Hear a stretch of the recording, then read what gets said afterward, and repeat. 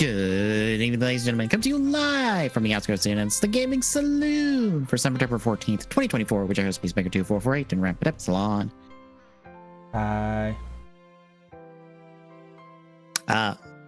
It's a week of bad news until we get to the end, and then it's a kind of a cool thing that just never happened. Which is bad news. Yeah. I don't know if you pre-looked at the video. No. Okay.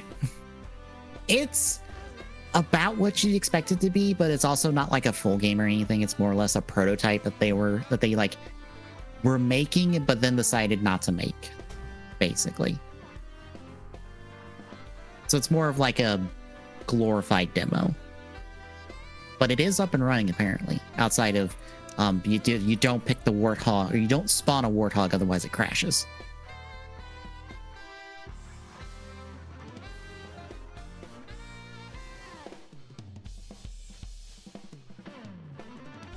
But yeah, we have all that fun news to talk about this week. But before any of that, tell me, what have you been playing the last couple of weeks? I mean, not really much of for lack of a better terms, a Star Citizen clone-esque, I guess. Yeah, you pointed it out to me, and I tried it for a minute or two just to see how it would run. I didn't do multiplayer, I just did single player of it, just to see how it'd run. Same. I like it. For those wondering, it's called Tenga, I believe is how you pronounce it. It's a Q something. Yeah. It's in early access on Steam. I feel like it is what Star Citizen probably needs for the single player side of things. Well, I say single player, PvE side of things. But yeah, we'll probably wind up doing it as a stream at some point. Yeah, it didn't feel like it was pushing. Well, I will say this: it ran better than Star Citizen. That's not a high bar to go over. Not at all. But it ran better. I think it's still pushed by computer about as much as Star Citizen does. Which, you know what? For running better but pushing it less, or for running better but pushing it the same, you know what? That's a plus, I guess.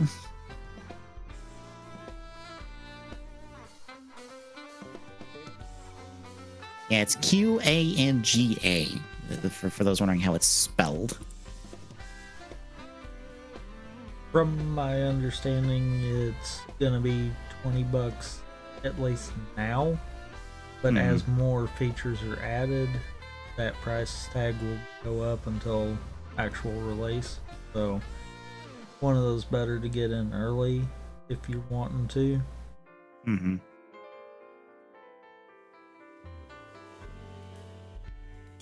It already seems like just where they're at right now is probably what our Citizen should have been at this point, truthfully. Yeah, but they make too much money for them to really like go fast on development. If I'm being honest. Yeah, but you know, that's also something that kind of got me thinking. Wouldn't something like this be what would push our Citizen to doing the right thing then? One would hope. Because in all seriousness, instead of us getting trickle trips all through the year with Star Citizen, it would make more sense if they took 2 of the in-game events and made that the big ship reveal kind of deal. And spent the rest of the year focused on balancing and actually building the game out. Like maybe make Invictus and IE to ship reveal events. Still have the other ones to where you could do free flights and stuff, but maybe don't have them be a focus for promoting new ships. Mm-hmm. Maybe have them promoting the previously released ships kind of deal instead. You know what would be a fun event? What? A pseudo pirate event that makes you go raid like one of the big dumb ships.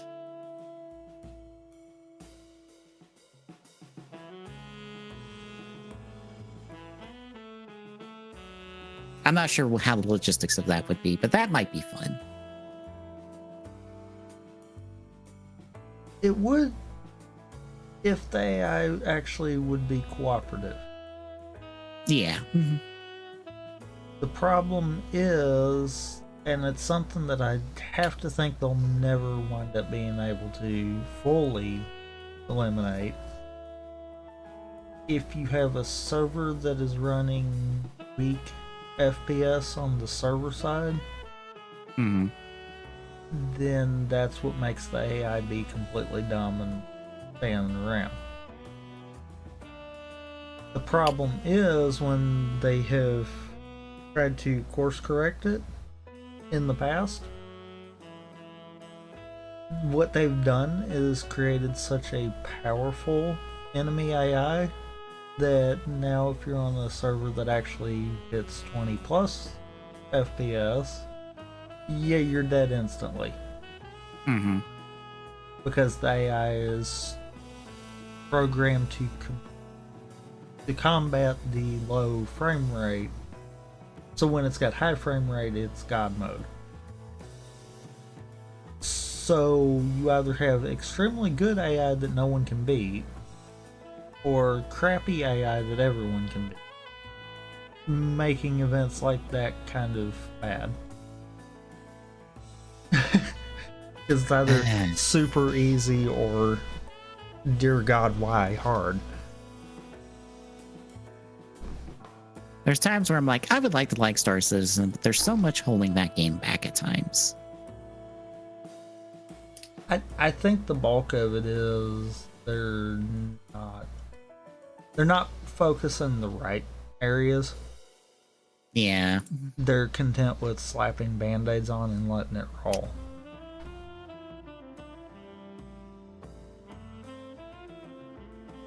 So far, the little bit that I've played of this, it almost seems like it probably fixes one of the biggest problems by doing one simple thing. Instead of doing major servers that are supported by the game dev, they're allowing dedicated servers.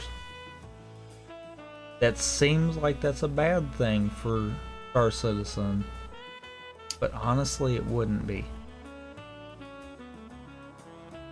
Still have like maybe a handful of servers that anyone can hop in, but then let the community build servers themselves. Mm-hmm. That would probably solve most, if not all, of the problems that Star Citizen's having. Because instead, right now, they're stuck supporting God only knows how many servers.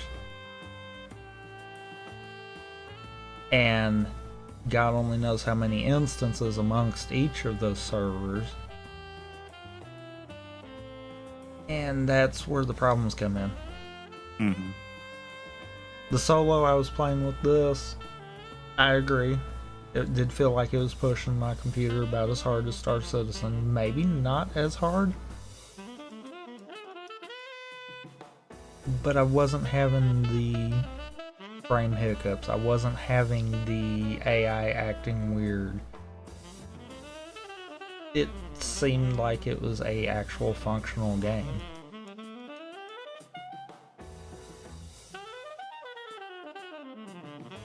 I will say, just having a jetpack off the bat, you just blast around with, just feels weird.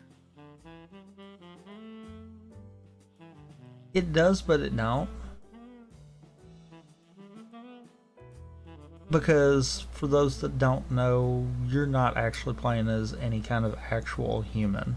You're basically playing as a robot kind of deal. I'm pretty sure you also have like no clothes to start with. You are just Rubit coming out of the gate. So, I mean, it kind of makes sense in that aspect. Also, you have the ability to go third person, but the third person has a physical camera attached to it, or is a physical object in the world that can be hit and turn off your 3D, your third person view, which is weird that that's a concept in a game. It is, but it isn't with that too, because it kind of gets back to the robot concept. Right, but how many other games do that? Yeah. I'm like, wait, the third person's a physical camera that can be damaged and turned. That's like, okay, granted, in a game design situation, the third person camera being a physical object is not uncommon. Because in some games it actually is, because it will run into walls and stuff and all that. But that actually being a thing in the game is an entire another situation that I am not used to, that I'm like, wait, I have to consider this? Where does this go? The other thing you were saying about the jetpack. Mm-hmm. Honestly, even excluding the robot idea, it doesn't feel as weird in this game as opposed to Star Citizen not having a jetpack of sorts. You mean to tell me with Star Citizen that we have a society years in the future has the ability for hyperspeed travel, because it's not technically light speed, and we don't have a parachute or a jetpack or anything to keep us from becoming street spaghetti after falling from a high distance? It's one of those, really? You mean to tell me the suits don't have anything like that? That requires training and a license, and we don't want to deal with that. The same suits that have mini thrusters to help guide you through space, but you can't use said thrusters to even slow your descent. Because, yeah, most people don't really think about that, but yeah. Yeah. It's one of those, it makes more sense here. Mm-hmm.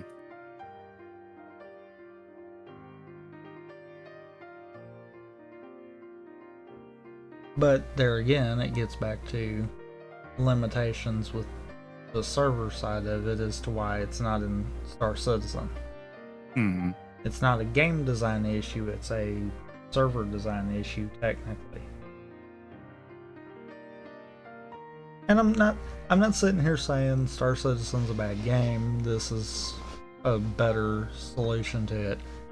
But it's a step in the right direction that I hope the devs for Star Citizen are sitting back looking and are like, if they can do this, then maybe we can do something similar.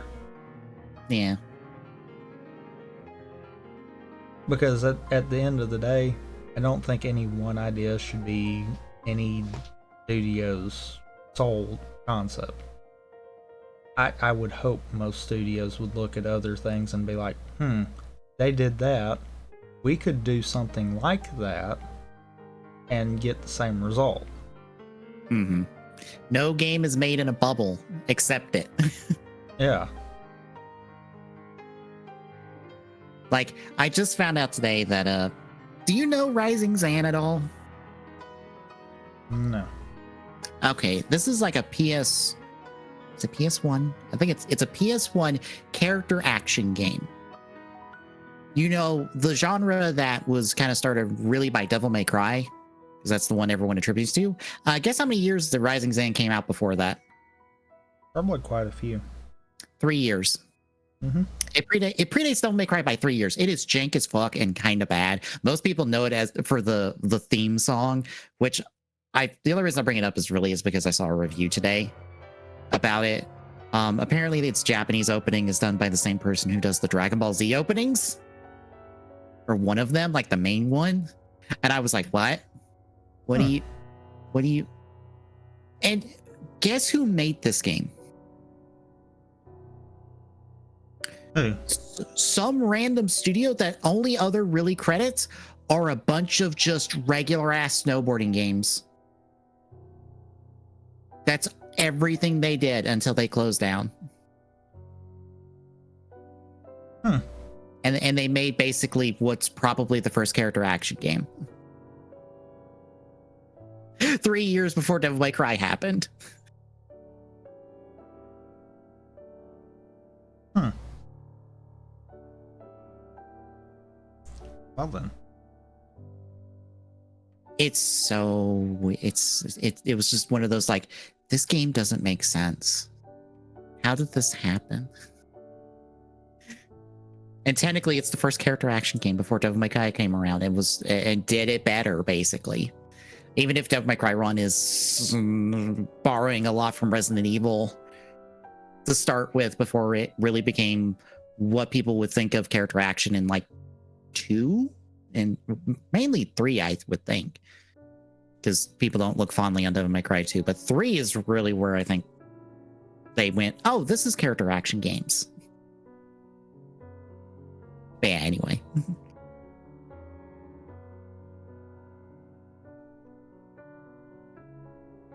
But yeah, that's really the only thing.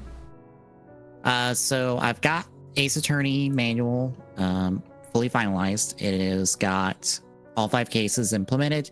It actually will make you do case 5, surprisingly. I figured case 5 would be kind of a rarity since, for reference, case 5 has 117 checks. Case 4 is 84 checks, and case 3 is 85 checks. And those are like the 3 biggest cases of the game. So I would think you would probably prefer the other 4 cases over 5, just because check amount. It would probably solve. You find it would solve its way faster to like 2 of the other cases before it makes you solve 5. But no, 5 was popping up a bunch in like some of the checks I was doing on seeds.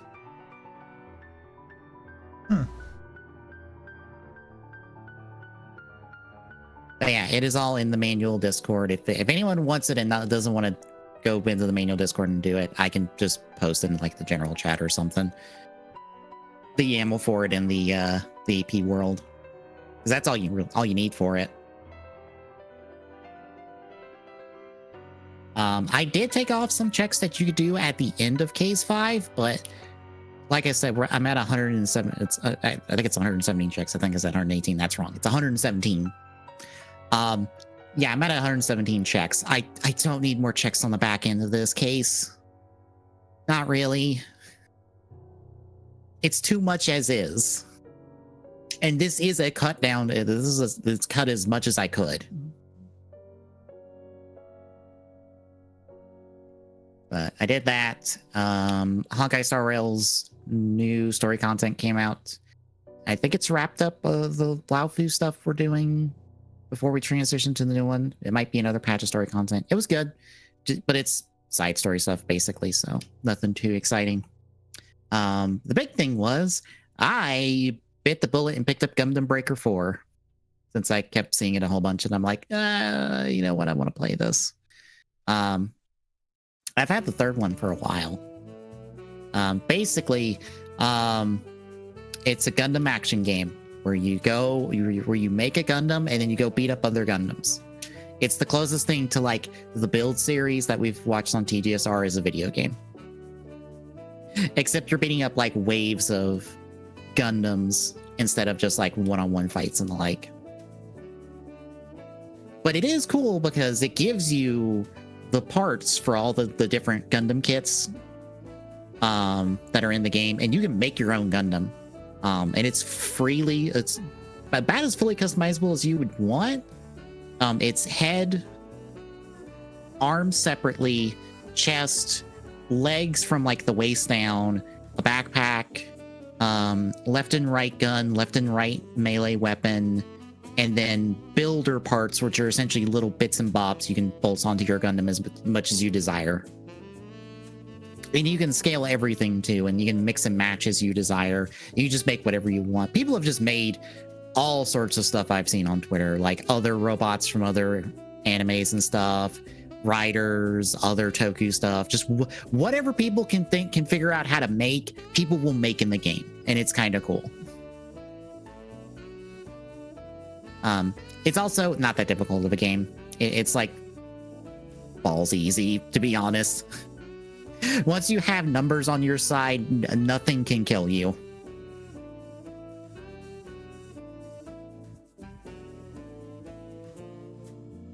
Yeah, that is basically it from the last couple of weeks. Anything else before we talk about all the bad news from the industry this week? No.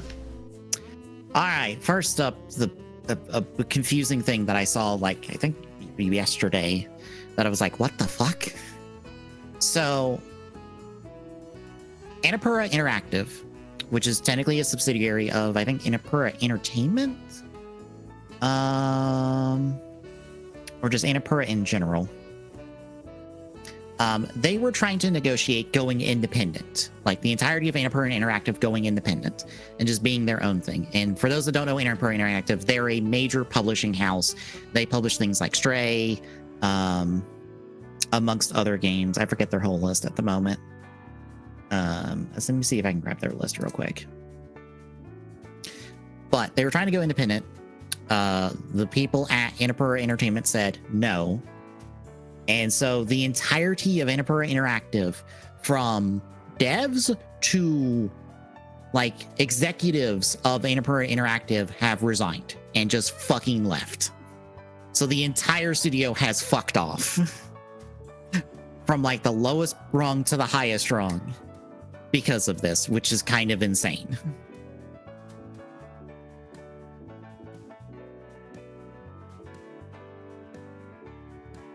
Let's see, Stray. There's a couple more. Oh, Kentucky Route Zero, Sayonara Wild Hearts, Outer Wilds. What Remains of Edith Finch. That's kind of some of the highlights of their list. But yeah, in a time where a lot of people are losing their jobs, it's kind of insane for an entire studio on all accounts just to be like, no, fuck you, we're not working for you anymore. Bye. I don't know what happens after this though.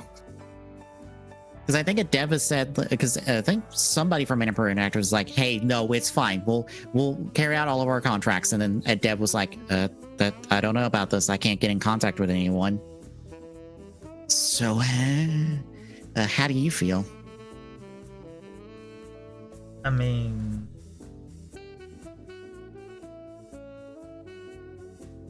I get the funny feeling we'll see a new studio pop up from this. I would think too at this point. I'm just like, if this keeps up, like that is an entire studio's worth of people that could just go make another studio and just be like, hey, look, we're up and running. Would anyone like to kill off your contracts and come work for us or come sign up with us? Yeah. Also, they were a sponsor for GDQ for a couple of marathons, if I remember right. Mm-hmm. I don't remember the ones offhand, but I'm like, right. But I remember like the logo and down in the corner during a couple of runs. But next up, so Flappy Birds is back, but it's complicated, which seems to be the trend for this week's news is here is a bad thing, but it's also complicated. So back in the day, in about 2013, as the article points out, Flappy Bird came out, was a big hit and all that. Technically exploded in 2014. But then the dev took it down because he realized it was really addictive and stuff. And like, bear in mind, there was no microtransactions, no ads, no nothing on Flappy Bird. It just existed. It was just a regular video game on mobile. And the dev was like, I don't like all the attention and how much like addictive this game is, so I'm taking it down. Because it was causing him a lot of stress and stuff. So now Flappy Bird is back, but that person's not attached to it anymore because apparently, essentially, it seems like the copyright has expired. And so another company has gotten a hold of Flappy Bird and they may have ties to NFTs and all that garbage. And this also looks to be kind of like what you'd expect from mobile, being microtransactions and all that other hoopla and nonsense. So, yeah, how do you feel about Flappy Bird being back? I mean, meh. Fair. I'm just like, oh, Flappy Bird's back. Wait, what do you mean the dev's original person's not attached to it? Wait, what do you mean the dev took the original game to, like, there's a whole extra story attached to this about the original Flappy Bird that I didn't know about until this came out, and I'm like, what the fuck? What happened? But yeah, this new Flappy Bird comes out next year. Anyway, before we dunk on Sony a whole bunch, we have to dunk on Microsoft real quick. Again. Yes. Look, I had to post the old ass Mario Party GIF where you have Sony, Microsoft, EA, and Nintendo on the like rolling balls on the ice stage where you try to bump each other off. And all three of them fall off but Nintendo, and Nintendo just doesn't move and wins. I had to post that old ass GIF because it's like, how is Nintendo winning and they have not done anything yet? Very carefully. So yeah, Microsoft is laying off another 650 people today. I believe most of these are localized within Activision Blizzard.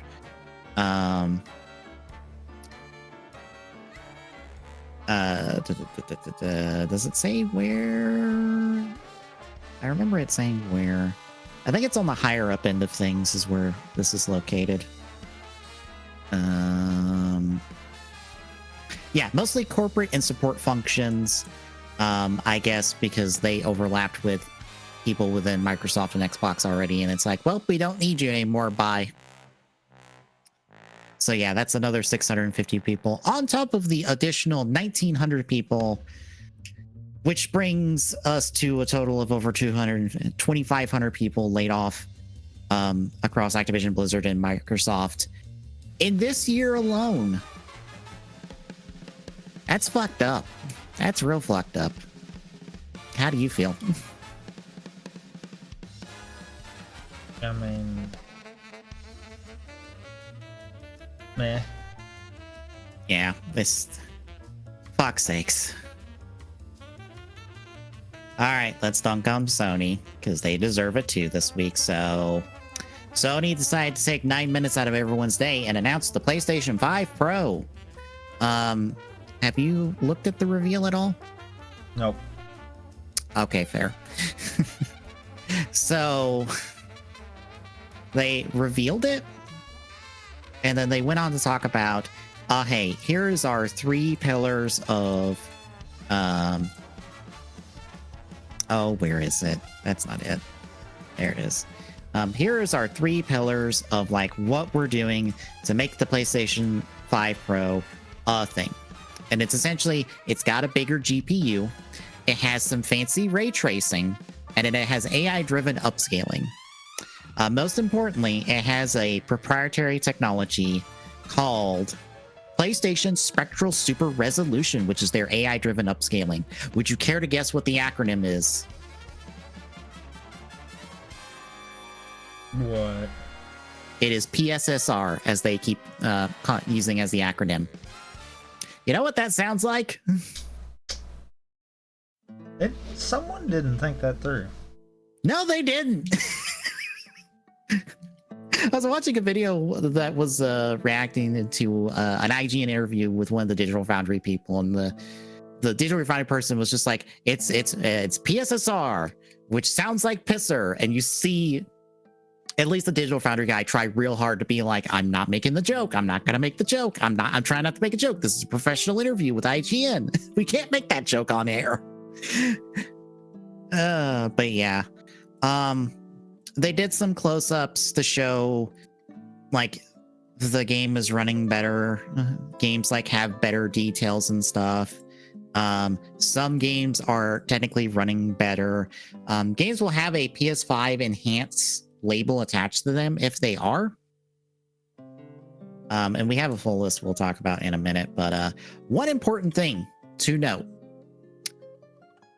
there is no guarantee that anything that is going to be enhanced by the PlayStation 5 Pro will run at 60 FPS. Because, like, as they point out, most people choose performance mode to get those, you know, the better frame rates and stuff. And they're trying to, like, give you a fidelity and performance mode together as one thing. And the whole point is to give you a better frame rate, and they're not guaranteeing you being able to get a better frame rate for this. As I forgot to mention, because I haven't mentioned yet, the price tag on this, $700 console in America, mind you, that you have to buy the vertical stand, which you see it up on the top, that little disc right there underneath the console. That's $30. That was included with the original PlayStation 5. It even had a horizontal stand that was included for free with the console. If you also want a disc drive, because this does not include a disc drive at all, that is an additional $80, basically making this an $800 machine. In America, it is closer to $900 to $1,000, depending on the region you are in internationally. Sony, I understand that Microsoft is on fire. Not in a good way, mind you, that they are burning. And that Nintendo has not announced their Switch 2 yet. That does not mean you can just drop a $700 console out of nowhere and people be okay with that. Just because you might be in the lead in the industry right now does not mean you can pull a stunt like this. How do you feel?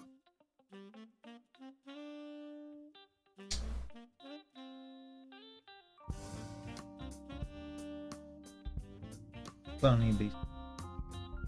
Yeah, it's I don't.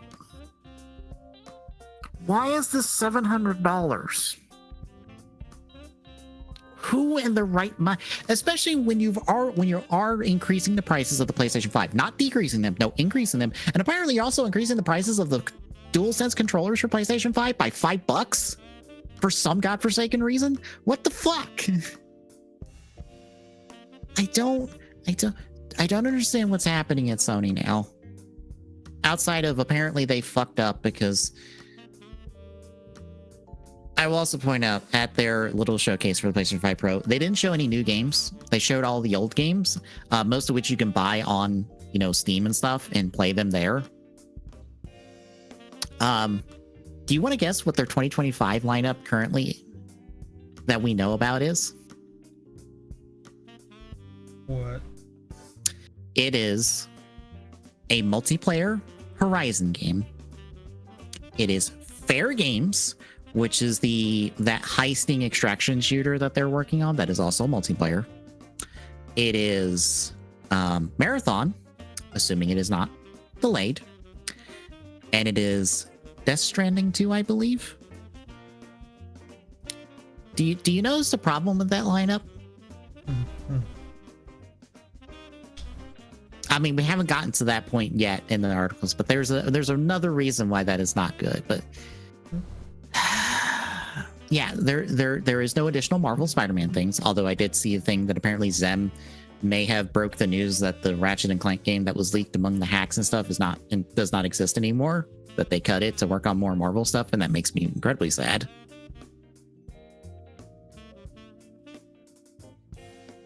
Like, I'm not surprised. The Ratchet and Clank game ripped apart, even though it's really fucking good. It did not do well. So I'm not surprised, but it also makes me very sad. But like, Sony, you don't have things to play on this. Hell, I showed my mom some of these comparisons. She couldn't tell a difference on them. In fact, she sometimes thought that the regular PS5 version looked better. This is my mom. A very casual perspective on video games. I don't know what else to tell you. Anyway, in terms of things that are supposed to be enhanced by the PlayStation 5 Pro, here is your list. Alan Wake 2, Assassin's Creed Shadows, Demon's Souls, Dragon Dogma 2, Final Fantasy VII Rebirth, Gran Turismo 7, Hogwarts Legacy, Horizon Forbidden West, Marvel Spider-Man 2, Ratchet and Clank Rift Apart, The Crew Motorfest, First Descendant, and Last of Us Part 2 Remastered. They supposedly have a list of around 50 games that are supposed to be enhanced, but this is the current list that they have published. That is not a very exciting list, if I'm being honest.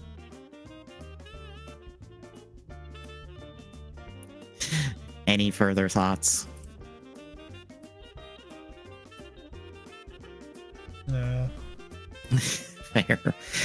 So the other thing that Sony did that showed that them shitting the bed, besides, hey, they put Astrobot. Astrobot's cool, and then it's surrounded by PS5 Pro, and then this, which is Concord's dead, folks. 2 weeks after its launch, Sony has pulled it from their digital storefronts. They are, I guess, pulling it from retail because they are refunding anyone who has purchased this game, basically. And it is gone. It sold about apparently 25,000 copies, which is horrendous.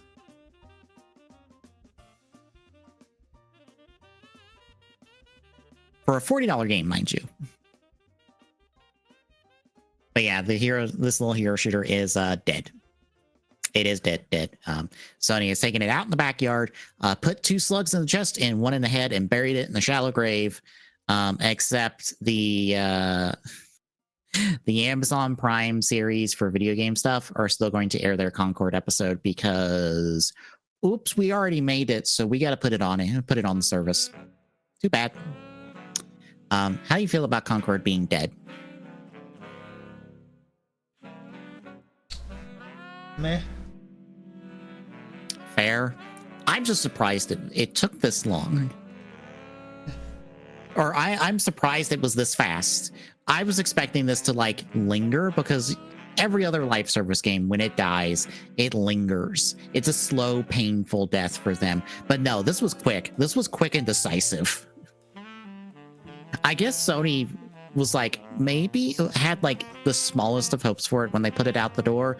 But as soon as the first sign of trouble went, they're like, nah, kill it. We're done. But yeah, anything else before we get to like the only good news?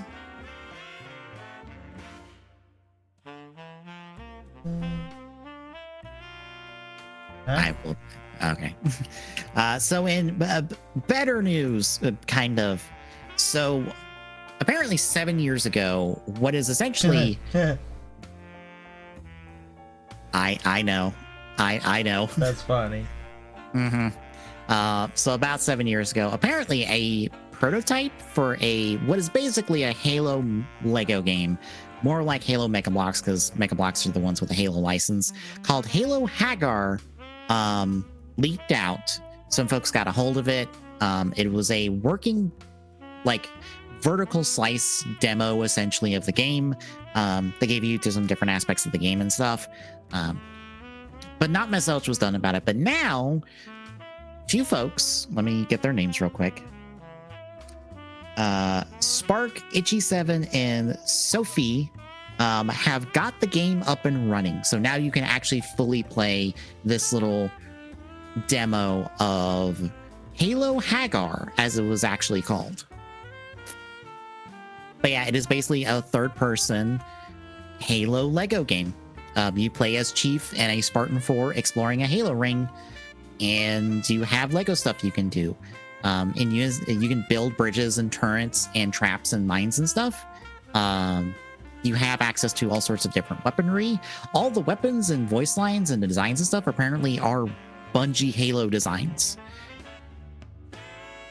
Even the music is apparently Bungie Halo, which might be just asset reuse, I would think.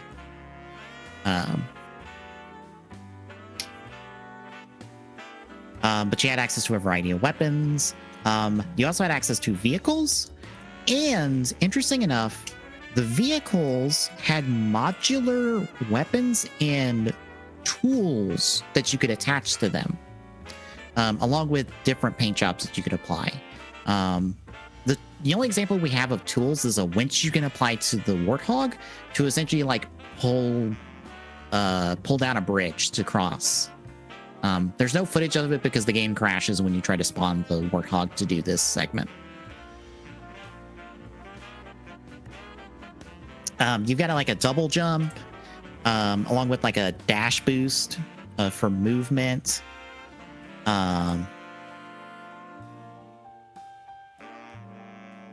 But yeah, it looks really neat and cool. Like, I wouldn't have mind seeing this happen, if I'm being honest.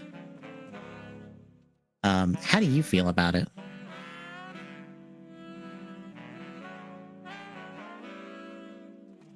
I mean, it doesn't look bad, truthfully. Mm-hmm.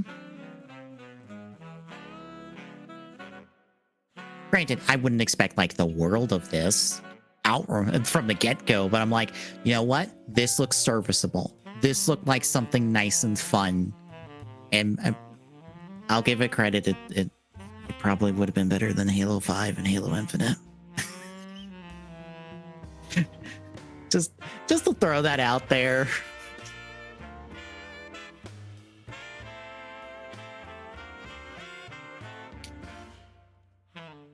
But yeah, that's basically the long and short of it. I have linked Hidden Experience video on the game if you want to take a look at it and all that. I don't know if the relevant links to like get a hold of the game and stuff are in there. I don't think they are, but I'm sure a quick Google search will get you in the right direction if you wish to play this yourself.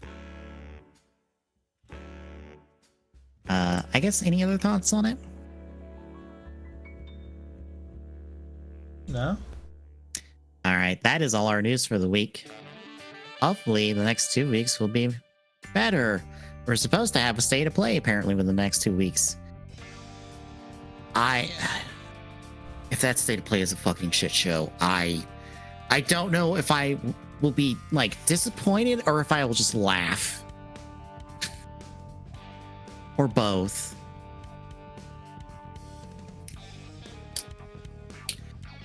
Because apparently, like, Marathon's also went on a rework, so I wouldn't expect Marathon. Granted, I don't know how they could make me excited about Marathon, if I'm being honest. Outside of, hey, we know it's like the other old Marathon games where it's basically a single-player shooter. Like, I will take that. Anywho, releases. I think we'll start on the 16th with Rocket Panda for the Genesis and Get in the Car, Loser for Switch. On the 17th, we have Balatro Special Edition for Series X, PlayStation 5, and Switch. Prince of Persia: The Lost Crown, Mask of Darkness for Xbox on Series X, PlayStation 4, 5, and Switch. Star Wars Jedi Survivor for Xbox on PS4.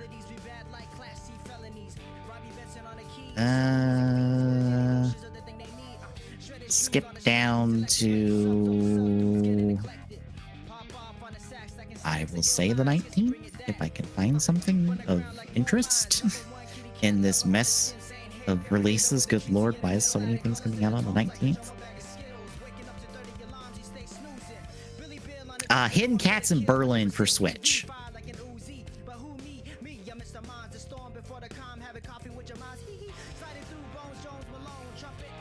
Let's see. On the 20th, Jump, Dodge, Die, Repeat for Switch. Poppy Playtime Chapters 2 and 3 for Xbox One and Series X for all you, like, FNAF adjacent fans, because that feels like a FNAF adjacent game. Not like, just, if you like FNAF, I think you like that, I think. I know Game Theory covers it.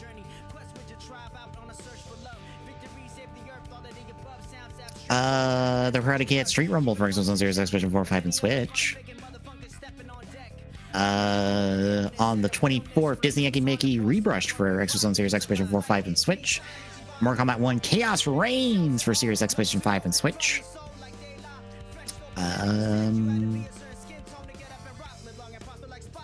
26.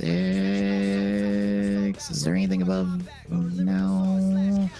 Legend of Zelda Echoes of Wisdom for the Switch, because, oh, good lord, that game is coming out already. Some part of me thinks it's a little bit of a detriment that Nintendo just is like, hey, here's a game, it comes out in 2 months, because maybe it doesn't have enough time to really, like, sell. But then I'm like, no, I kind of appreciate that. Just like, hey, the game is within reach. Here, have fun.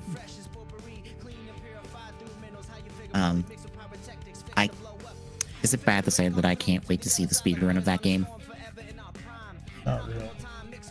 I'm like, just like, okay, it's Breath of the Wild style, like, puzzle mechanics and stuff. How are people going to crack this game open and be able to beat it within 20 minutes?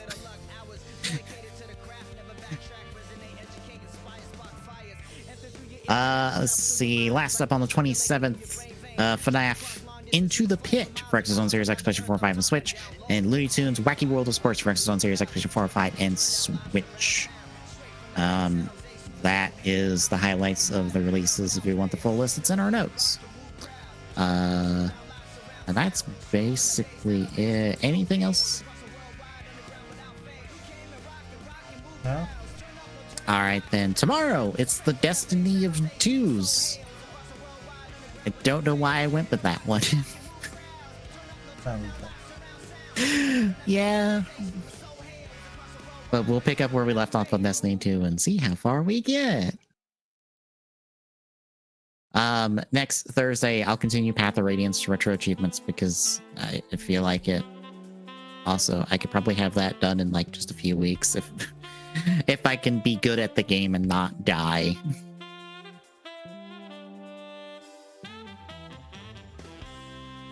Next Friday will be Destiny 2 properly. And next Saturday will be us looking at more Kamen Rider Drive. Which some part of me woke up today and was just like, oh fuck, I need to do notes for Drive. Wait, no, that's next week. Apparently, I just really want to watch Drive. I mean, fair. It's almost like it's a good show or something. But between now and then, folks, if you like what you're seeing, drop a follow. Really appreciate it. Ship it away. That affiliate goal. Exclamation point social in chat. Caught myself at least. We'll give you the handles for all of our social links and exclamation point Discord and chat. Because this is like drop by, say hi, and we'll see you tomorrow, folks.